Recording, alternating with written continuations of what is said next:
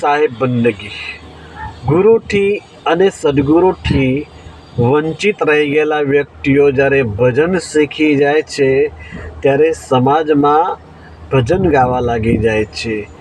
એ ભજન ગાનારા વ્યક્તિઓનો સંબંધ કોઈ પરમાત્મા સાથે કે ભગવાન સાથે હોતો નથી. અરે અહીંયા સુધી કે સાધુ સંતો જોડે પણ કોઈ સંબંધ હોતો નથી એમનો. એ લોકોનો સંબંધ તો તબલચી સાથે હોય છે. એ લોકોનો સંબંધ બેન્જો સાથે હોય છે, સાઉન્ડ સાથે હોય છે. આ બધાનો સપોર્ટ લઈને એ પોતાની કલાકારી બતાવતા હોય છે અને સમાજમાં પોતાની વાહવા કરાવતા હોય છે. માન સન્માન એમને જોતું હોય છે. એવા લોકો માટે ઉજાગરા કરતા હોય છે.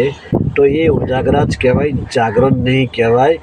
કલાકારોની ફક્ત જીવ જાગેલી હોય છે, આત્મા જાગેલી હોતી નથી. વાજિંત્રો અને સાઉન્ડનો સહારો લઈને ગાવા બેસે બહુ રાખતાની, કહે કબીર આત્મ દેવને પહેચાની.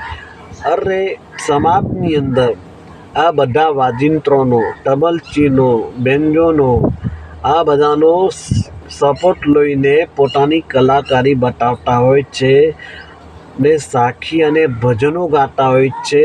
તો એ કોઈ મોટી નવાઈની વાત નહીં, કારણ કે પોપટને બનાવવામાં આવે તો પોપટ પણ શ્લોક બોલી શકે છે, સાખી બોલી શકે છે, ગીત ગાઈ શકે છે.